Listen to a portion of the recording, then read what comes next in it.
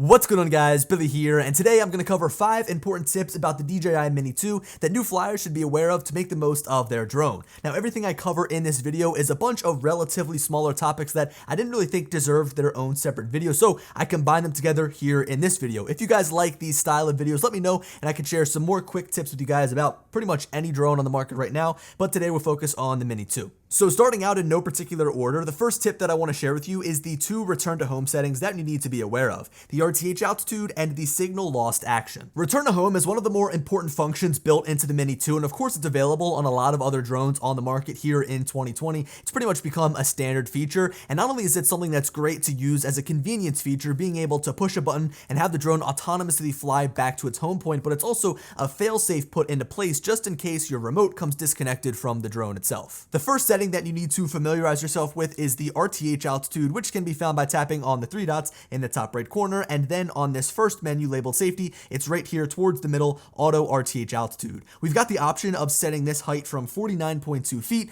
to 1,640 feet, and there isn't really a one-size-fits-all answer as to which height this should be. You see, every single flight is inevitably going to be different. You'll be at different areas flying your drone with different obstacles to overcome, and you want to make sure that your auto RTH altitude is set appropriately so that if your drone engages RTH on its own, or if you engage it yourself using the button on the remote controller, it'll fly up to a safe altitude over all the obstacles and then come back to you. Now, it doesn't matter if you're at the park down the street, it doesn't matter if you're at a city environment, it's up to you to make sure that this altitude is set appropriately so that you don't have a catastrophic accident. The second setting that you really need to familiarize yourself with is aircraft signal loss behavior, which can be found in the settings menu by pressing on the 3 dots in the top right corner, and then under safety, we'll scroll down to advanced safety settings, where you'll find signal loss at the top. We have the option to choose from return to home, descend, and hover. It's important to note that making a change here doesn't impact how return to home works on a broader scale, so no matter what you've got selected, if you press the return to home button on the remote controller or within the Fly application, the drone will return to home like usual. This only has to do with what happens when the drone comes disconnected from the remote controller mid-flight. And you might be wondering,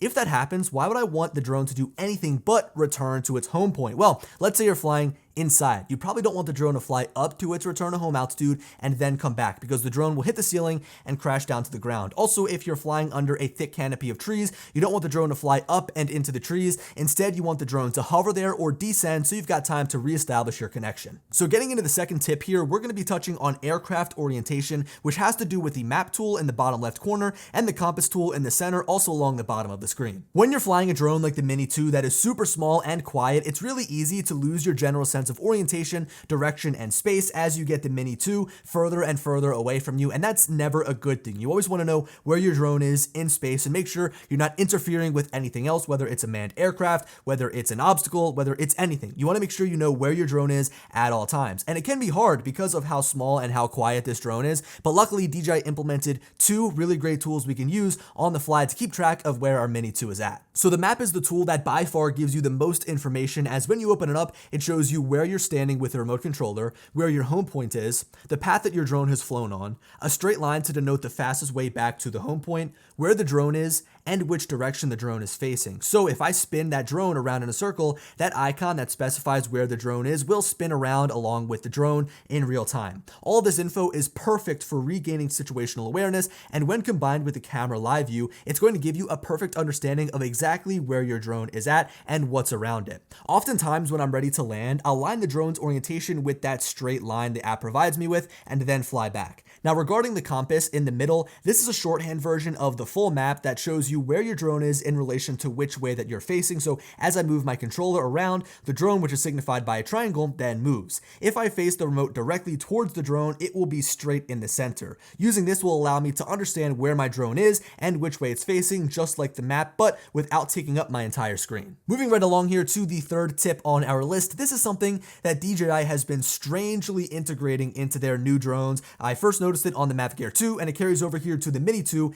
It's the fact that they limit the amount of output power at a certain battery percentage threshold. It's when you get to like 10 or 9% and it gets that critically low battery warning, it will drastically limit the amount of output power that goes to the motors, and therefore drastically limits the speed that you can fly. Now, as you can imagine, if you think that you can get back on 36 miles an hour going the top speed in sport mode and it limits you to 5 miles an hour, That's a huge issue. A perfect example of this was my first flight video with the Mini 2 with that dramatic ending where I landed with 2% battery left. And yes, while it makes for some great, interesting content, the fact that the drone's power became so limited so fast was incredibly annoying and honestly kind of a little bit dangerous. Take a look at this part of the flight here where my battery drops under 10% and the critically low battery warning appears. My speed dropped from around 26 miles an hour all the way down to 5 miles per hour, and it did so very fast. It felt like the drone wasn't even really moving at all, and luckily I was able to make it back, but the final 10% of battery was wasted, taking extra time to fly just about 800 feet to where I was standing. Look, I fully understand the logic behind something like this. They want to make sure that as your battery gets lower on its percentage and its total capacity,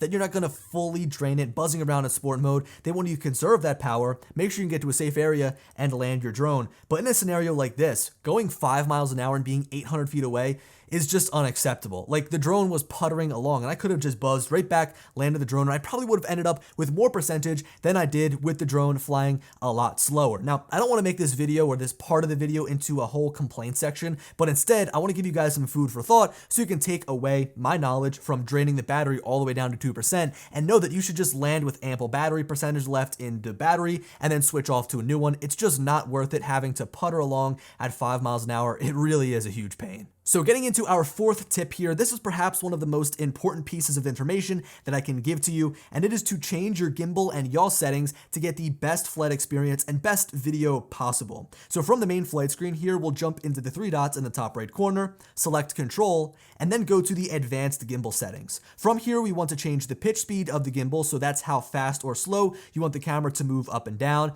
You can change the pitch smoothness, so that's how smooth the gimbal will begin and end its movement up and down. And then finally, we can also change the speed and smoothness of the yaw movement. So that's the rotational movement of the actual drone itself. What makes this even better is that we can change these values for each different flight mode. So if you want a slow, smoother flying drone in Cine Smooth mode, you can tune just those values and leave normal and sport mode to have faster movements. Just like when we were talking about the return home altitude, there isn't really a one-size-fits-all answer for all of these different values. I'm going to put up the values that I use for all the different flight modes, and you can try them out and see if they work for you. But I think what you should do is use my values as a starting point, see how you like how the drone flies, and then fine tune each setting from there so you can have a drone that flies exactly how you want it to. Just to give you guys an idea, all of the footage that I've shared from the Mini 2 over the past few weeks in my various videos have been shot with these very settings, and I don't credit these settings entirely for getting great video clips and great shots. I mean, at the end of the day, this is really a personal preference, but if you do want to try out my settings, you'll find that I'm a huge fan of a slow pitch speed and a slow yaw speed to get nice, smooth video without any hiccups. And with that, guys, we're now moving on to our fifth and final tip here. It's going to be a fairly quick one.